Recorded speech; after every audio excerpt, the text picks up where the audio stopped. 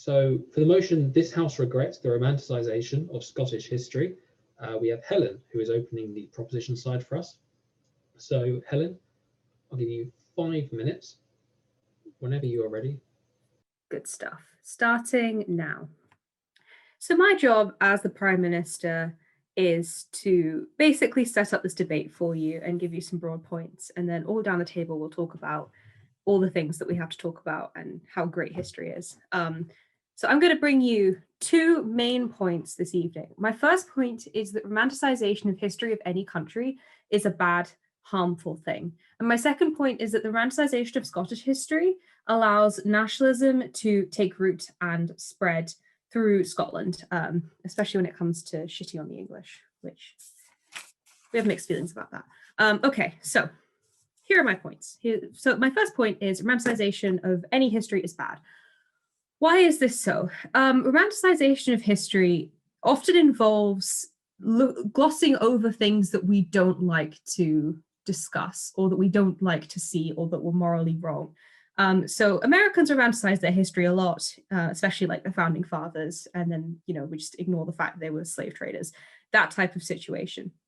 And I think that countries that romanticize history, especially, in the West, it creates a culture where people who want to improve historic injustices or policies are prevented from doing so as easily as they would have otherwise. What do I mean by that? I mean that if I were to present to my hypothetical grandmother that I didn't like the way she cooked chicken because she just, it's gross, it's like roast and dry. And she thought that chicken was a very important thing that should be cooked and dry and gross. She would tell me that I was dishonoring my ancestors and the way things have always been done, and that I was a terrible, terrible granddaughter, and that I should live with dry chicken for the rest of my life. And obviously that's a bad thing. Chicken should not be dry. But if we take that and extrapolate it to actual issues that isn't, about food and historical injustices and problems with the world and our society, it can become much more harmful. And the impact that I foresee of this is it's harder to enact changes in society or changes of policy without having to engage extensively with people who have a very traditional view of how society should be based on the romanticized version of history that they've seen. You have to take time and effort to tell these people why the bit of history they're romanticizing was incorrect. I remember people were like foaming at the mouth when we told them that Churchill might have been, a little bit of a bad person. And this is the type of thing that for all history, people are, they happen to fall into if they romanticize any part of it, right? So these entrenched viewpoints, they become more difficult to overturn. If you see history as just, this is what happened, this is the route to which we got here, it had bad people who did bad things, but also good people who did good things, you are able to undo bad policies much easier. You're able to undo historic injustices, you're able to undo this, that, and the other. And the don't speak ill of your elders viewpoint when it comes to history and undoing historical injustices is kind of removed. Okay, second point. Before I go on, does anyone have any POIs? Okay, I will take that as a no. So, romanticization of history makes nationalism easier. I'm especially referring here to incidents in history such as the Jacobites and the Scottish Wars of Independence. So we'll start with the Jacobites, right? I think a lot of people get very, very inflamed about the Battle of Culloden, which, was a war crime, that makes sense. But to vilify an entire nation, the English, based on the Battle of Culloden is to put today's standards and today's political atmosphere very much on events that happened hundreds of years ago. So what do I mean by this, right? Culloden, it's seen as an unprovoked tragedy, and how awful of the English to do this, but we kind of forget the fact that Jacobites were literally trying to overthrow the government at the time. So it shouldn't have happened, but also I can't really blame the English for fighting back. And it means that events like this are used by nationalists as shorthand to rile up anti-English feeling or anti-unionist feeling.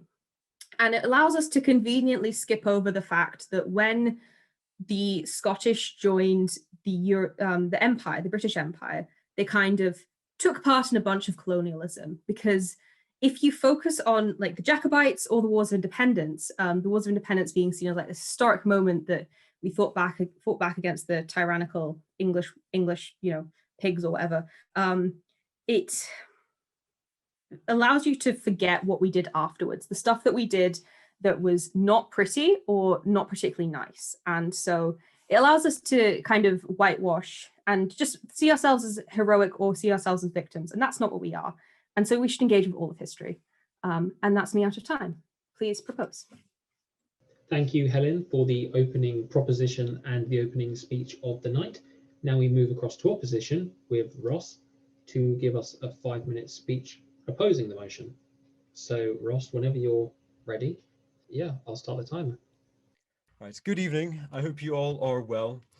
As leader of the opposition, I'm not going to argue that Scottish history hasn't been romanticised. It is absolutely irrefutable that it has been. So much of what we now know as Scottish culture was invented by the likes of Walter Scott at the turn of the 19th century. He created this amazing cultural identity, which is now revered worldwide, and he did this through romanticising the history of our nation. To demonstrate why I'm in favour of romanticisation, I'm going to focus on two closely intertwined elements of Scottish culture. Tartan and kilts are some of the most iconic parts of the Scottish identity, but their widely accepted lore is inaccurate. The infamous Dress Act of 1746 outlawed tartan and kilts from being worn in Scotland. The general narrative most people have in their heads is that once the ban was repealed, people quickly went back to wearing their heritage Highland dress, and Scottish identity was strong once again. But this is a gross oversimplification. Tartan is an ancient textile. The earliest sample found in Scotland dates back to the 3rd century AD. But what we know as tartan today is nothing like ancient tartan. Ancient tartan is actually much closer to tweed than the textile we now wear in kilts. The Dress Act was repealed in 1782, and by then, so much of the ancient Scottish identity had been completely washed away, forgotten. 33 years later, in 1815, the Highland Society of London wrote clan chiefs asking for a specimen of their clan tartan for historical preservation purposes. Most clan chiefs had no idea what their true clan tartan was. Many sent back swatches of black watch, the tartan of the government, as they'd served in the army and assumed that was their tartan. Tartan was forgotten. This culture had basically died. It was only until exactly 40 years after the Dress Act's repeal that tartan became fashionable once again. This was 1822, the year King George IV went on a tour of Scotland. This one event is the most important historical event regarding this debate. This is the point at which modern tartan, modern kilts, and the Scottish identity as we know it were invented. Walter Scott, the progenitor of Scottish Romanticism, organised the trip. He essentially rebranded and rehabilitated Scotland's image to what we know it to be today. He took defunct elements of the medieval culture of Scotland and romanticised them, retrofitted them. With a man named William Henry Murray, he invented ancient pageants and traditions inspired by old dead culture. They weren't authentic, they were the product of an author and a theatre director. But what they invented was so true to the Scottish spirit, the Scottish identity, it stuck. Through the tour, kilts and modern tartan became central parts of our culture. As I said before, ancient tartan resembles tweed more than modern tartan. The modern kilt is not the same garment medieval peasants wore. In fact, trews are a much older Scottish garment than modern kilts. Now trews are seen as less Scottish than modern kilts. I cannot overstate how much impact this event and period had on the Scottish identity. The same time period saw so much literature, art, architectural, historical preservation, all now key parts of the Scottish culture, all of which inspired by a romanticised view of Scottish history. My speech thus far hasn't really been a series of arguments. Rather, I've tried to show how much of our culture has roots in romanticisation. And all of this leads to one singular question. What would Scotland look like without this romanticisation, without this culture? And the answer is 2 words long: exceptionally boring. We'd just be more of England, not to say that English culture is uninteresting. Tartan is symbolic of many elements of Scottish culture that were lost over time. By romanticising our history, we were able to bring back so much of our culture from complete desolation. Sure, it may not be completely accurate, but hardly any cultures on Earth are the same as they were hundreds of years ago. There is the legitimate argument that it is disingenuous to market our culture in the way that we do, but just because it's not authentically medieval doesn't lessen or nullify its authenticity to the very spirit of our country. Culture is created all the time. It doesn't need to be medieval to be authentic. Scotland has a rich, world-renowned culture, and it is predominantly based on a romanticised view of our admittedly dark history. Without this culture, Scotland would be so much the poorer and so much more boring. Thank you so much for listening, and please vote side proposition if you'd prefer to live in a boring, culturally uninteresting, dull country. Thank you. Thank you very much, Ross, for the opening opposition speech of the night. And now we move back to proposition with Kieran. So whenever you're ready. Okay, so like my Prime Minister, I will be supporting the motion that we regret the romanticisation of Scottish history. I'll open up first about the ways in which romanticisation of Scottish history can erode facts and popular historical knowledge within wider society. I'll then go on to speak about how it erases many of the negative aspects of Scottish history and can be incredibly politicised and deepens divides. The most obvious issue with romanticisation of Scottish history is that you are not presenting a full factual picture of events. You are giving a certain narrative, and facts can often be the victim of this. Wider knowledge of history amongst young people in Britain is somewhat poor right now. A 2018 survey of young people carried out by SSBA found that young people weren't aware who the British Prime Ministers were during the First World War, and nearly half believed that Winston Churchill held the office at this time. They also believed, 6% of young people polled believed that the First World War was kicked off by the assassination of John F. Kennedy. Obviously, our wider historical knowledge leaves much to be desired. In fairness, our education system has shown that it is capable of addressing this. Anyone here who studied history in secondary has been able to write a dissertation on the factual inaccuracies of Braveheart since they were about 13. However, as history is typically an optional topic in most secondary schools after second year, where it is usually included in social subjects for the first 2 years, it cannot be placed on educators to correct misconceptions and better the wider understanding of history that society and the media often instill in people. And it would also help if history teachers weren't having to work against misconceptions, correcting things that are commonly believed, often due to film adaptations of historical events. So overall, I believe that the romanticisation of Scottish history can seriously harm our actual factual understanding.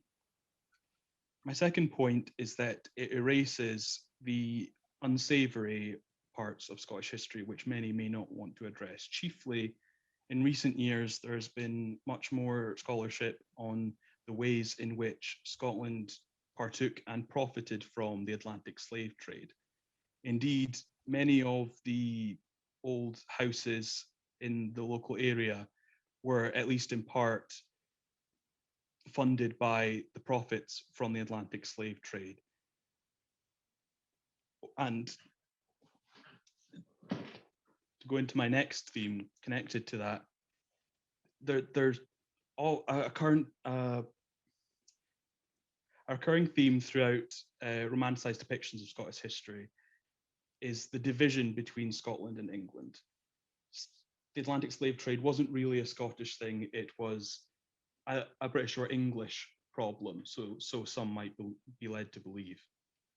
This is obviously based on real events. There's been a long history of conflict, as everybody will know, and there are still many differences.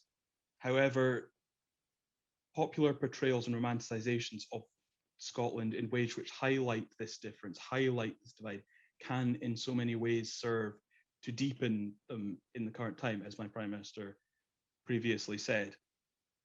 It's not often taken seriously, but English is often used as sort of an insult by Scottish people, and usually it is meant in a sort of joking way. but I have spoken to many English people who think, oh, it's not really funny to constantly be picked out for your nationality and for English political issues to be pinned on you. So in conclusion to that point, it can really serve to deepen divides and also serve political ends for certain parties and movements in ways which don't reflect current reality, perhaps. To summarise, the romanticisation of Scottish history can negatively impact popular historical knowledge and can also risk stoking divisions and be used for political ends. That is why I support the motion. Thank you very much for that, Kieran, the second proposition speaker of the night. And now we move to the opposition side once again with Matthew. So Matthew, again, whenever you're ready, we will start the timer for you. Right. So, hi, I'm Matthew. I'm here for the opposition. My president has looked at, or Prime Minister rather, has looked at romanticisation of Scottish history in a historical context, but I'm going to kind of have a look at some of the value that it can have in a modern context. So, first of all, I would build on what has been previously said, which is that it has been romanticised. The Scottish history has been romanticised for quite a long time, as we've previously heard. But I would say that it's not uniquely Scottish history that's been romanticised. It's it's a perspective that's applied across history in every country, regardless of any boundaries of nationality. It's a big part of how history is publicly understood and engaged with by wider audiences, is to romanticize it, this aspect of imagination, and to an extent glorification of it is definitely a very important part. So with it being said that it's not uniquely Scottish, we need to look at why it's such a universal part of public engagement. So why do people romanticize their own histories? Well, because people find it interesting. I think romanticization is an extension of interest in history. So people find it interesting. They romanticize it, but I would say that this isn't necessarily a problem and doesn't lead to the detriment of the history itself, as the previous speaker just said. But it actually can lead to positive engagement with history. So people find it interesting, and they look into the history of their homes or their families, or they attend museum exhibitions. People are naturally drawn to this interest in their own history. I'd say that it can arguably then be harnessed for a more positive engagement with history. So in particular, I think that our country in particular does have the outlet for that.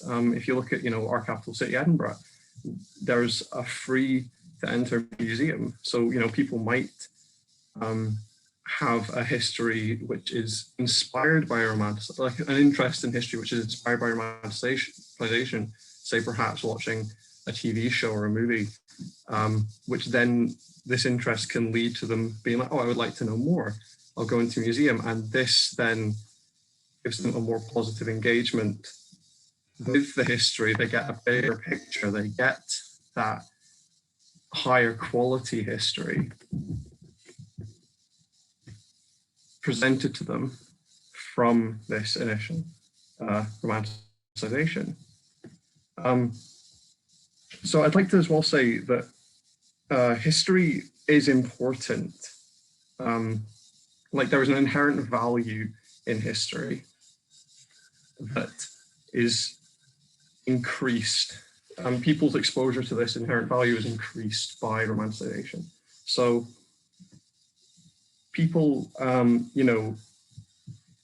we can look at the past and look at it as not just a learned record, but as not just a record to be learned from, but as part of like our heritage, this interest in family history, this connection with the past that people feel. This is why people romanticize it.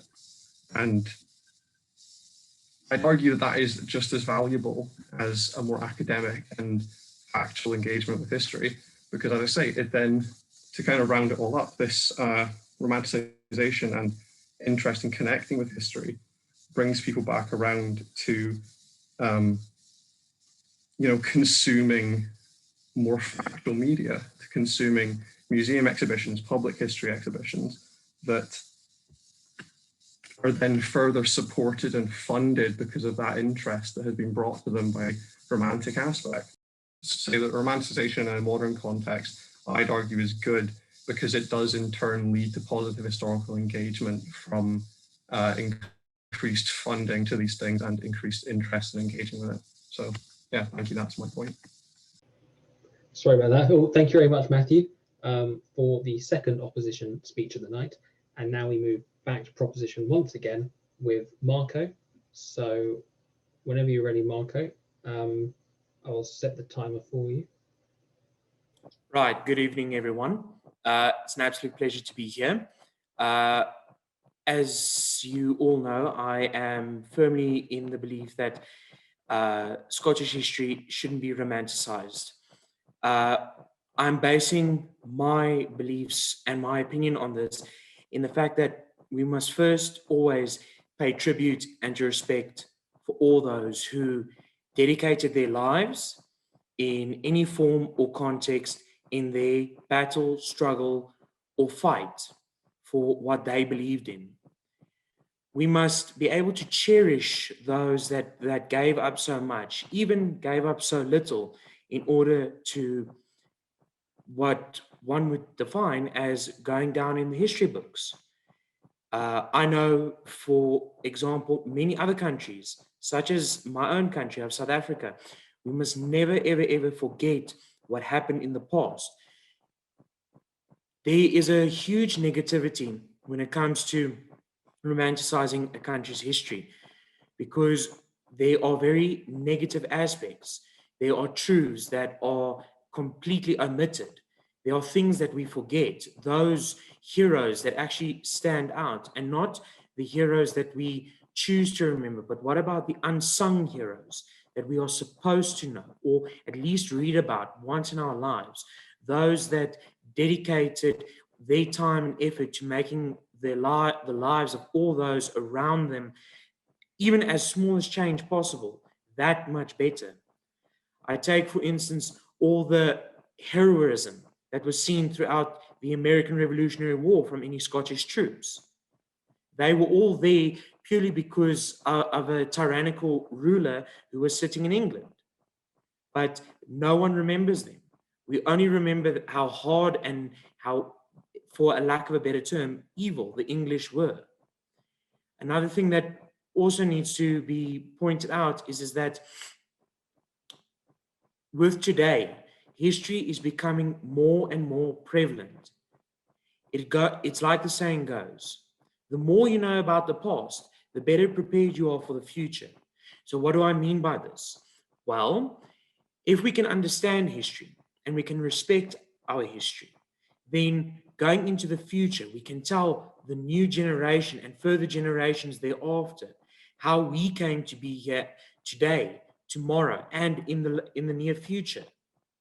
So it is very crucial and important to remember that history, especially Scottish history in this case, should not be romanticized.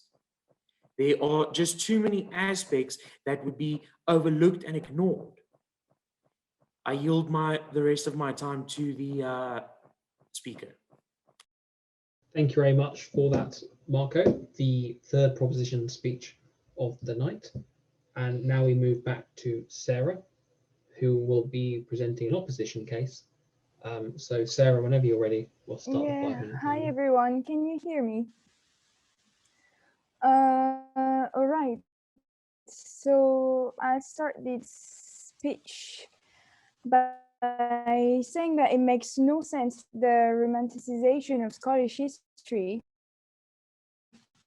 because as Matthew said before, give history in any country, And rejecting romanticization will be as rejecting history in general before by the other side. And what was just said, quoting saying that the unsung heroes were forgotten by the romanticized sides of history. And I don't agree with that, because I think in the case of Scotland, these unsung heroes were sung by the Romantics. And we can take the example of Bonnie Prince Charlie, for example, who was more sung by Romantic poets than by the official bodies who wrote about history at the time. So I don't think it makes sense saying that romanticization of history forgets some heroes, because sometimes it put them into the light more than they were before.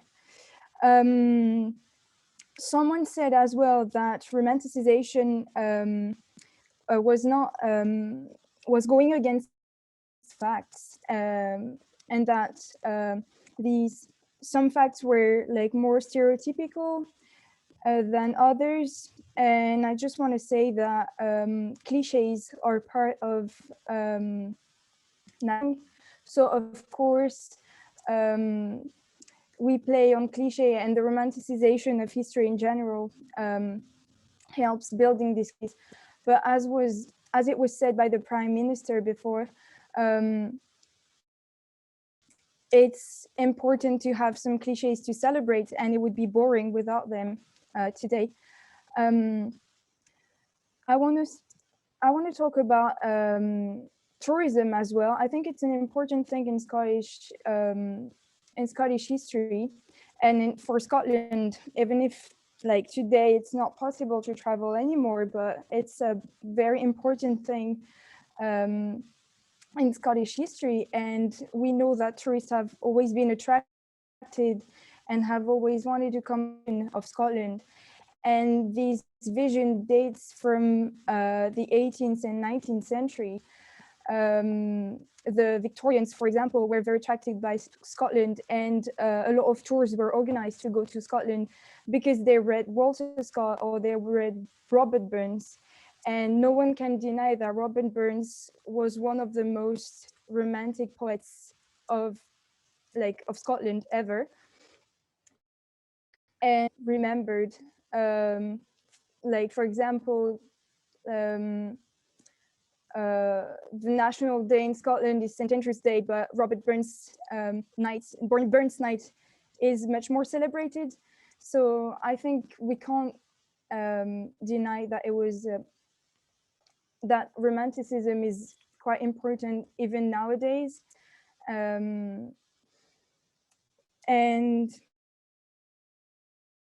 yeah, as I was saying, tourists come to Scotland for a certain vision of Scotland they have. And that's exactly, for example, why I'm here in Scotland. It's because we have a certain vision of Scotland that is romanticized. But it's still great. And I want to say that the same mechanism have been used throughout time, Scottishness in general, and that people read Walter Scott more, for example, in the 18th and 19th century. But nowadays we have like authors like J.K. Rowling that are promoting Scotland as a kind of a romantic and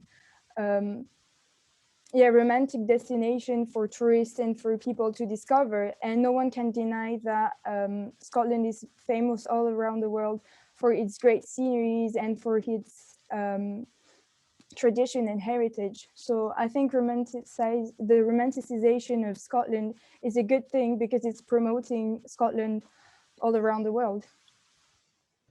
Thank you very much for that speech, Sarah.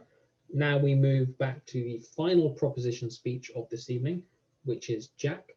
So, Jack, whenever you're ready, we'll finish the final prop speech for the table side. Okay, am I audible? Yes, go ahead. Okay, so I'm mainly going to talk about like the kind of history curriculum, how there's kind of interesting stuff, relation and the emphasis on just like particularly the Wars of Independence, the links between the Wars of Independence and Scottish exceptionalism and why that's bad. And I'm also mainly just going to talk. About how like the portrayal of about how the portrayal of Scotland is like this of like only doing good things can affect our modern politics. So basically how am I going to start? So I'm going to look at the Wars of Independence, the narratives that creates, what that leads to, and why that's bad. So I think, I remember that my first kind of brush with Scottish history was in primary 5 at Greyfriars Primary School in St Andrews, when I got taught about William Wallace and Robert the Bruce in the context of the Wars of Independence. And the fact of the matter is that the way it's taught, and just like, well, the kind of way that it's framed, particularly regarding like Braveheart and all that sort of stuff, is that it portrays Scotland as like this, portrays Scotland as the heroic underdog fighting the big English enemy. Now, what does that lead to? It leads to it very much leads to kind of like the narrative of Scotland being like the backwater colony where Scots are subject to the English. Now, why is that relevant today? Is because we face a significant problem with Scottish exceptionalism, i.e., Scots thinking that they thinking that in the imperial narrative that Scotland were oppressors rather than oppressed. Now, this is something the Prime Minister touched on. I'm going to go into a little bit of detail about that. Now, the role of Glasgow as the second city of the empire is very clear to see in the untrained eye. So, like for example, the first known trader of slaves, I believe, was a guy called John Buchanan, for whom Buchanan Street, the Style Mile in Glasgow, is named after. You look at every streets around the merchant city; they're often named after slave traders. Now, this is and the commemoration of these and the commemoration of these men, and the complete absence of Scotland's role in the empire from being talked about in schools and until it has being talked about in like an educational setting, being talked about in a cultural setting, has significant impacts when it comes to how people view Scotland, how people view kind of like the bad things that happened in terms of Scotland. Again, another example of that could be the Darien scheme. How many people know that much about the Darien scheme, which is when the then Kingdom of Scotland decided it was a good idea to attempt to colonise what is still today the most dangerous piece of land in the Western Hemisphere, failed massively, and one thing led to another, and it's fairly arguable that Scottish lairds signing the Act of Union was very much linked to the Darien scheme. Now, talking about these sorts of things and like kind of Scotland's shame, if I'm going to put it that way, is often the reserve of historians and history students like me. I'm not the when what do you get taught about in schools? If I remember correctly, because I mean I was briefly in the Scottish education system, then back out again, so I didn't actually get that much. I got taught about the Reformation, I got taught about the Wars of Independence, and I got taught about Mary, Queen of Scots. Now, that in terms of Scottish history, that gives you like a snapshot of Scottish history that is not entirely accurate. It gives a snapshot of Scottish history that kind of consistently portrays Scotland as the good guys, and the idea and when those narratives perpetuate, you get this idea of Scottish exceptionalism. You get the idea that like Scotland was somehow independent of the bad things that have been perpetuated by the United Kingdom, of which Scotland was a part, of which Scotland played in terms of colonial oppression. So what have I told you today? I've told you about how the narratives of constantly persuading of portraying Scotland as the wee good guy leads to dangerous narratives in terms of our politics, and leads to, if I'm being honest, Scottish societies and Scottish culture's refusal to engage with the bad things that happened and its role in empire. Thank you very much. And thank you very much, Jack, for concluding the proposition side on the table. And now we move to the final table speech of the night, which is George. Evening. So, you can hear me? I'll start the timer. Wonderful. Okay, so I hope you won't all be too offended that a softy southerner is closing the debate, but I volunteered to speak because I find the way that Scottish history and Scottish identity is treasured up here fascinating. So in my almost 4 years on this side of the wall, I've been deeply impressed, entranced and enamoured with the Scottish national identity and how it plays such a fundamental part of people's lives. Part of it is maybe jealousy, given that the English identity question is something that we're only just beginning to work on. But in general, it's really important that we're having this kind of debate about whether Scottish identity and romanticisation of Scottish history that leads to that identity is a good thing or a bad thing. Some rebuttal. The opening prompt talks about romanticisation, including events that are periods in history where it's harder to enact change in society, but never tells us about why change in society would be bad. Maybe we're all raging high Tory conservatives. The second prop talks about the erosion of fact and popular historical knowledge being piss poor, but never comes up with any mechanism as to how this can be addressed. So with history teaching, who's going to tell you what type of history you can or cannot teach? With media, what censorship bodies are going to be there to say, oh, you can have this historical inaccuracy in Braveheart, but you can't have that historical inaccuracy in Braveheart. On the third speaker for the prop, he does make allowance for the fact that people's sacrifices they've made in the name of a romantic narrative, but in denying them their version of history, he denies them their right to self-determination. Self-determination includes the freedom to define yourself, and as third op said, rejecting romanticisation of history would be rejecting history as a whole, because if you can't have part of it, then you can't have any of it. What are the benefits of romanticisation of history? Well, we've talked about how it leads to a positive historical engagement, in that if people are aware that it is a veneer, they will be encouraged to look further into history. And then we've also talked about how the romanticisation in the Victorian period led to increased tourism and a higher global profile for Scotland.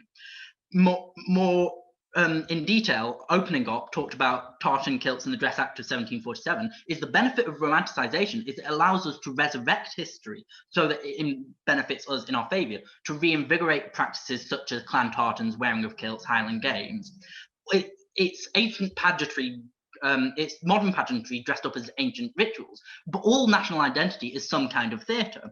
So we've got the literature, the art, the architecture that Scottish romanticisation gives us, but in regretting romanticisation, side prop would do away with this and Scotland would be much the poorer for it. Finally, let's talk about national identity. In times of uncertainty, both political, social and environmental, romanticisation of a country's history, a romanticisation of their very self, allows that people to have a sense of certainty, a central flag to rally around. We're not here to debate the pros and cons of nationalism, so I'm going to say out and say it. Nationalism, controlled and properly used, is beneficial. Nationalism can be a good thing. Romanticisation of Scotland and Scottish history leads to nationalism, which can be used for our benefit in bringing about social change, in bringing about a cohesive sense of identity. We talked about nationalism deepening divides and creating divides but that's usually between the in-group and the out-group. It's not deepening divides in the actual Scottish people. Scottish nationalism can heal divides within the people. Take the case of sectarianism. I'm going to make broad generalizations, but you'd say the Conservatives and Unionists are typically Protestant, inner city Labour Party are typically drawing on Catholic support. So the SNP can cross that sectarian divide and draw support from both communities. So this is one of the benefits of the national identity and nationalism. So whilst I appreciate that Jack arguing against nationalism and me arguing for it is a bit of a bizarre position, but that's the debate for you. So I'm very happy to close the opposition and the debate. I oppose. Thank you very much, George, for the final table speech of the evening. Now we move on to the floor speeches. So the way this will work is they'll be in the order of proposition, opposition, and abstention. Abstention being neither for or against, or just a comment on the debate in general. and we'll get started for a proposition floor speech. So who would like to speak in favour of the motion, "This House regrets the romanticisation of Scottish history"? Robert? Cool. Okay, Robert, so when you're ready, I'll start the timer. One procedural point, one sort of historical point that I think has been missed out, and then finally a bit of tangible impacts, because I'm going to be engaging a lot with what George said. So firstly, George, we don't need to prove that we have a way of fixing this problem. We can just moan about the fact that it's a problem. That's our fiat as this side of the debate. We don't need to be able to censor anything. We don't need to tell you how we do that. We just need to say that the fact is out there is bad. And speaking of that and Braveheart, there's sort of the historical problems I have here. Nations are a new thing, right? Before like the 18th century, it's not a thing, right? Like Wallace was not a man of the people. He was a noble. Robert the Bruce, right? A great Scottish hero, right? The name the Bruce is an anglicisation of de Bruce, which he was called because he was of Norman aristocracy stock, like who lived in the Lowlands, right? It was entirely different from the people who lived in the Highlands, who properly Gaelic and Celtic, which is entirely different from the people who lived in the islands, who were Vikings pretty much, right? So the idea that there is an equivalence between ancient Scotland and modern Scotland is in itself flawed. And that's like one of the issues we face here, right? So then what do we actually get bad out of this? We get people saying that this is an important thing, like having a national identity is, or the nation is an important entity and the nation has this history. It builds up on the importance and it builds out. And what do you get from this? Like you get waves of patriotism. So Braveheart was released, right? And that caused anti-English sentiment because people saw people disliking, saw this thing where England was posed with Scotland. So people in Scotland stopped liking it, didn't like English much. And there were literally incidents of kids getting beat up in school for having an English act following the release of Braveheart because it stoked that sort of patriotic sentiment. And because that is the main way people get history, you don't get the nuance, you get the emotions, you get the rawness of it.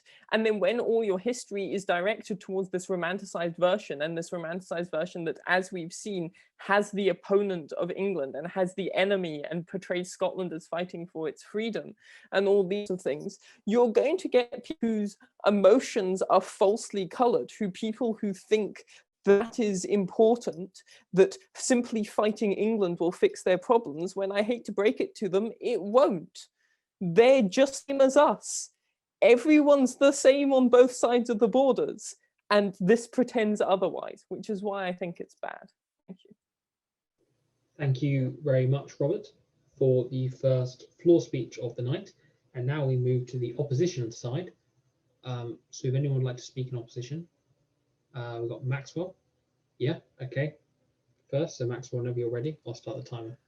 I apologise for not putting my camera on. Both myself and my room is a mess, and I don't want to subject you all to that. So firstly and foremostly, I would like to actually start by defining Romanticism, because that's something that hasn't been done throughout this debate. Romanticism is focusing on the emotional appeal of history. Note, like, not as sometimes the government believes, bad history. Romanticized history is not necessarily bad. We romanticize the slaves trade by focusing on the emotions about it, but we are also accurate in our portrayal of that. So that's something I want to get out of the way first and foremostly. So this next stuff about schools. School does not romanticize history. The school education system is bad, but it's still a very much facts-based education system.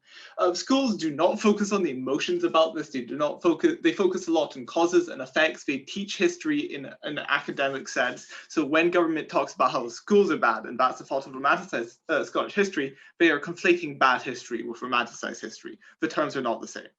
There is some genuine points about it, but I want to focus on why romanticization of history well, it's both ever present in all historical settings, but is what gets people interested in history. Because ultimately, history is something that people want to relate to. When you talk about facts and figures, you don't actually get people interested in the subject as a whole. You get people interested in the subject as a whole by talking about people, by talking about the emotions involved, by talking about the individuals involved.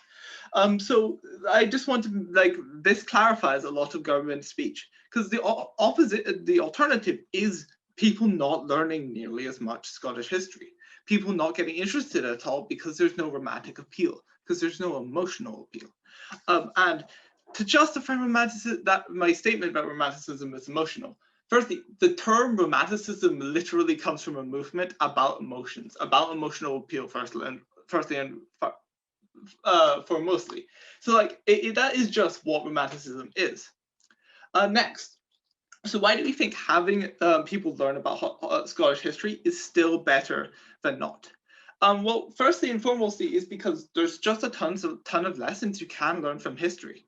A lot of lessons you learn from history are about what happens when people do things. So even if you learn an emotionally loaded version of Bonnie Prince Charlie's history in the Jacobite Rebellion, you still also learn about how difficult it actually is to organize a rebellion without enough power base. You still learn how you actually have to have a large amount of support from across the nation to be able to enact the change you want. You still learn a lot of lessons you otherwise wouldn't.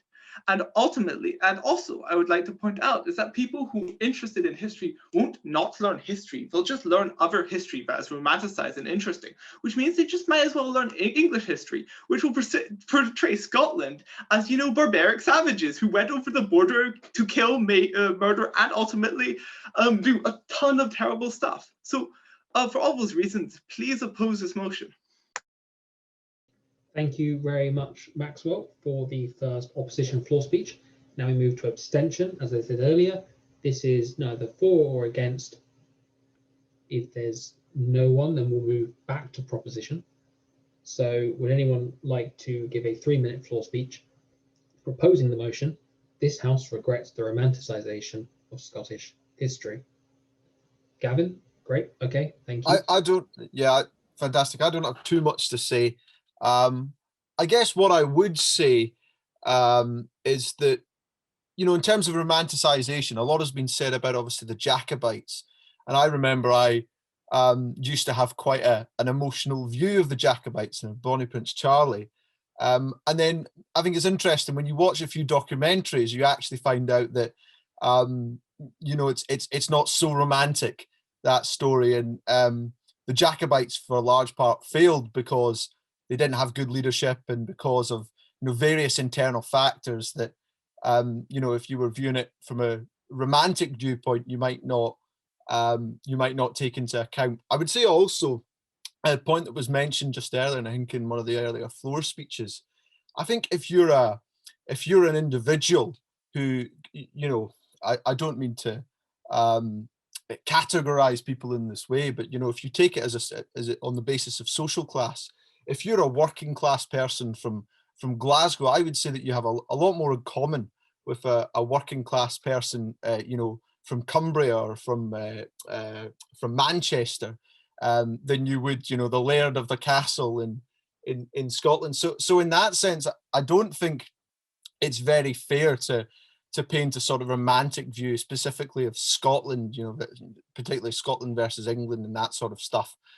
That would probably be my only comment, is I think that, I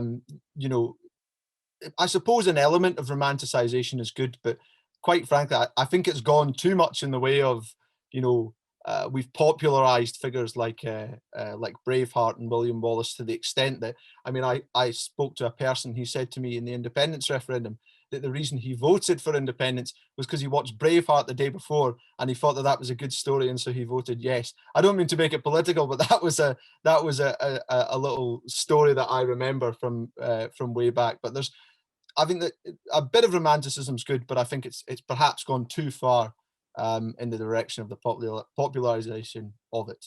That's me. I give up my time. Thank you very much, Gavin, for the proposition speech. And it was Derek who had his hand up for the opposition speech. So Derek, when you're ready, I'll start the timer for you. Right, so today we've seen Jack Bogue, an avowed Scottish nationalist, saying that Scotland has shame. But I, Derek Gardner, an avowed British unionist, will defend the history of Scotland. And I think romanticising the history of Scotland and patriotism in that way is a good thing. Now, I've seen a lot of talk from people tonight going at saying nationalism bad, patriotism bad. I don't think that way. I think I've always been proud of my Scottish roots within the context of the United Kingdom. The Act of Union is part of our history, and we should celebrate that as the coming together of these islands after years of bloodshed and war between the two kingdoms of Scotland and England. So that is a part of Scottish history that should be celebrated. But we should also not forget that we have our own unique accomplishments, and we have our own unique culture and history. We had our own kings before 1603.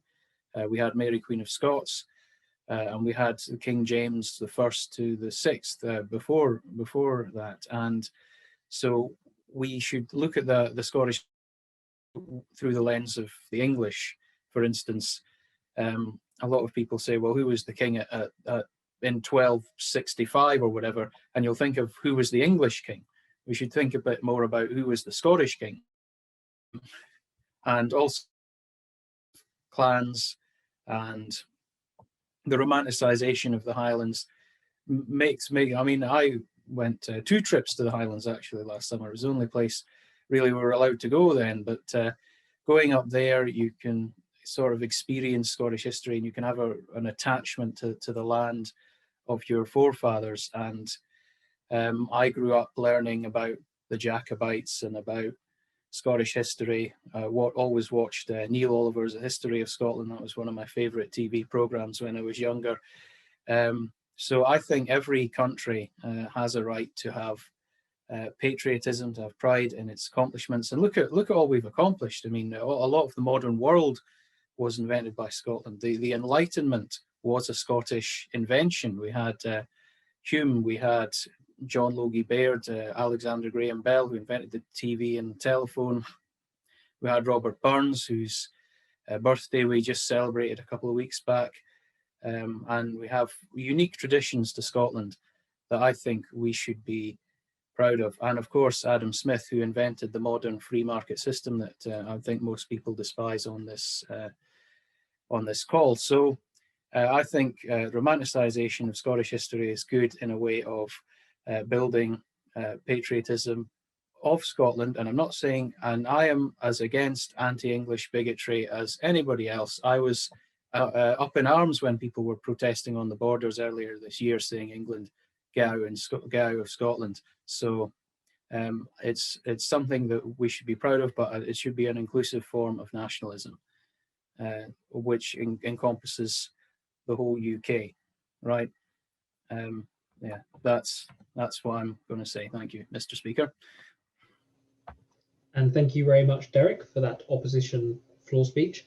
Now we move to abstention. Like I said before, this is a for and an against in one argument, or just a comment. If there is nobody who wants to speak in abstention, oh, George, yeah? Yeah, okay. Whenever you're ready, I'll set the timer. Yeah, I just want to make more of a comment on this idea about Scottish romanticisation and coming at it from an outside perspective of an English person. I define myself as English, not as British. And so what I've learned through being up here in Scotland is how nationalism can be used to good effect, to socialist effect, to good governance. And so that nationalism and the romanticisation of nationalism requires a romantic narrative to underpin it, and I accept that it is much fictional as any other narrative, but it requires a narrative of this is our people, this is our people's history, this is where we come from and what we're doing. And so that has been implemented very effectively in Ireland, on the island of Ireland, in allowing the Irish people to define themselves and to determine their future. In Scotland, we're seeing it now is that the Scottish people have created a narrative of who they are, where they come from. And it's a romantic narrative that starts with the Waverley novels and Edinburgh Walter Scott. And I think coming from an English perspective, that's why I'm so jealous of it, because there is no English sense of identity in an equivalent sense, because it has been superseded by Britishness and unionism. And so there is no English sense of identity in the mainstream. If you start talking about what it is to be English, if you start talking about an English people, if you start hanging English flags up outside your house, you get cabinet ministers like Emily Thornberry saying that you're racist white van men. So what I would like to see from an English perspective is the romanticisation of Scottish history has allowed the Scottish National Party to build themselves a way out of unionism and capitalism. I'd like to see that be able to be replicated in England. I'd like to see the romanticisation of English history in the same way that Scottish history has been romanticised, because it would allow us to build an English identity, and it would allow us to build an English parliament, an English system of governance, and an English identity which is inclusive of all people who live in England. So having seen that it be affected very well in Scotland, that's why I think the romanticisation of Scottish history can be a good thing. I mean, I agree sometimes with Gavin, it may have gone too far, may be too silly, but in general, there is a purpose to this romanticisation. So that's just what I wanted to say from an English perspective, really. Thank you very much for that, George. So we'll go through one final time, see if anybody else wants to speak. So first we'll go proposition. If there is no one who wants to speak on that, we will then go to opposition. Kirsty. Great. Okay. So Kirsty, whenever you're ready, I'll start a 3-minute timer. Hello. So I'm a grad. So I studied Scott and other Scottish writers, and the very existence of a Scottish prefix is a bit silly. It's a descriptor, obviously, in that it is Scottish literature, which we counted as anything written by someone from, living in, or about Scotland. But it's quite reductive and unique to Scotland. So I would agree with George to the extent that Britishness sort of supersedes Englishness, and that it becomes the default and the neutral, whereas everything written by a Scottish author or whatever, or about Scotland or set in Scotland, we had to have a debate about Scottish identity within that. It wasn't neutral at all. It was always within this framework of Scotland and Scottishness. And Scotland enjoys its own literary traditions, with the very same authors that are held up as romanticising history also being at the forefront of other literary traditions within Scotland. So Scotland had a unique focus on writing ghost stories and ballads, and as well as historical novels, which is where this romanticisation comes in. So conflating romanticisation in terms of Burns, Scott and Hogg, etc., with modern nationalism is also flawed, because while Burns was a Scottish nationalist, the idea of Scott as the romanticizer of Scotland is based on pro-union tourist trap. The shortbread tin image comes from him trying to charm George III on a trip to Scotland, which was the first trip of a British king to Scotland since the Union of the Crowns. So the romanticisation was a result of trying to repair or improve union relations. And Scott's novels were exports. His economic situation was pretty poor, so he just kept writing books and turning them out to be sent overseas. They were sent to expats and those aligned with anti-British Empire histories, and they were the ones that bought up his books. And they were translated into lots, I can't remember the exact number, lots of different languages, because so many different countries wanted to hear about Scottish history. And so it was a financial issue for Scott personally, and as discussed for Scottish tourism and Scottish economy generally. And nationalist politics are not exclusively romantic. Unionist politics are also romantic. If we want to name parties, Labour last week sent out a memo about being patriotic in Redwall seats with Union Jacks, etc. And the Conservatives have been distracted in the past year with a bizarre war against rewriting history, as they phrase it, as they frame it, vowing to protect statues of slave traders. So any argument that romanticisation is inherently aligned with Scottish nationalism is flawed in itself when unionist politics are romanticising the Empire and the Union. My last 5 seconds, I'll concede. There you go. Thank you very much for that, Kirsty. Great, now move to an abstention speech once again. Rory, Gavin. Great, so whenever you're ready, Rory, I will start the timer. Yeah, we can go. So yeah, Jack knows who I am, but for everyone else, I'm a Dundee history grad and currently doing more history at St Andrews. But I was very impressed that we were kind of focusing on the fact that you need to have a narrative in order to make sense of history. The idea of just treating it as facts is kind of useless. You need to fill in the blanks and build a picture for it to be digestible. But I guess coming to this debate, I was expecting it, I know we touched on tourism a little bit, but on who the romanticisation is for, because I think you get a very different picture as a Scot living in Scotland and being exposed to this throughout your whole life than you do if you are somebody across the other side of the world and you only get a sort of a small engagement with kind of Scottish history, but you do get that engagement.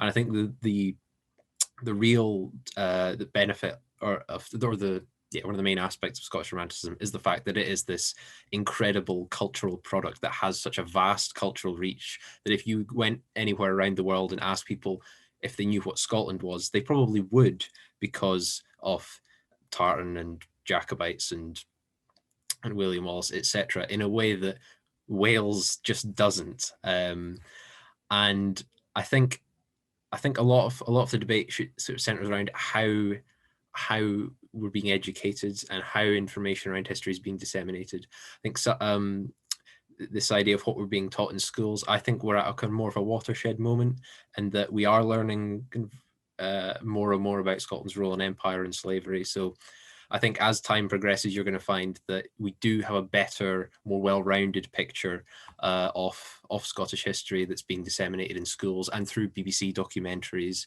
and that sort of thing. So as a Scot living in Scotland, you probably get a much richer picture of Scottish history. But for the benefit of somebody in Thailand or Japan or the United States that could just ignore Scotland completely, could just ignore their history, then that's where the value sort of comes to it. It's up to you whether you think that that's not worth the kind of the trade-off. If it's better they know nothing about Scottish history than they learn this corrupted, romanticised version. But that's where I think there's a lot of the debate centres. And just as another comparison, I think. Would you want Scandinavia to give up the Vikings? Because I think that's probably quite an apt comparison. It's quite a romanticized element of their history, but it's one that they have, and it's is an incredibly powerful kind of cultural asset to them, romanticized or otherwise. So yeah, there we go. Thank you. And thank you very much, Rory, for that speech. And we'll go straight on to the vote. So the way we vote in this house is by raising a hand, writing in the side chat after I say the word proposition. And if you're in favour of opposition, then obviously after I say opposition, and that's how we'll count it. So when I say proposition, if you will raise your hands or write in the side chat, I'll count them up. So all those in favour of the motion, this house regrets the romanticisation of Scottish history. Raise a hand. Message the chat now. Thank you very much. You guys can put your hands up. Thank you. Okay, fantastic. And all those opposing the motion. Thank you very much. Okay, so at the end of that, this house regrets the romanticisation of Scottish history, and the opposition have it. This house does not regret the romanticisation of Scottish history. Before we announce next week's motion, I just want to say a massive thank you to Matthew Webster for reaching out to us to do this collaboration, and to Jack Bogue as well, who helped come up with the motion, and to everybody who's spoken tonight. both people who come every week and new people. Thank you so much for coming along. It does mean an absolute lot, especially in the current times we are in. And thank you for all those who came just to listen to what your friends had to say. So this will be this time next week, Thursday at 7 o'clock, with the motion. This House believes the University of Aberdeen has failed its students during COVID-19. Now, if you wish to speak on this, you can message either myself or Gavin McKenzie, or you can message the Facebook page and we'll get back to you. Or you can come and give a floor speech like you can today, or just show up to see how it goes. Until then, thank you all so much for coming, and I'll see you next Thursday. Thanks, everyone. Of the evening, if not, Ross can cut this out in the edit.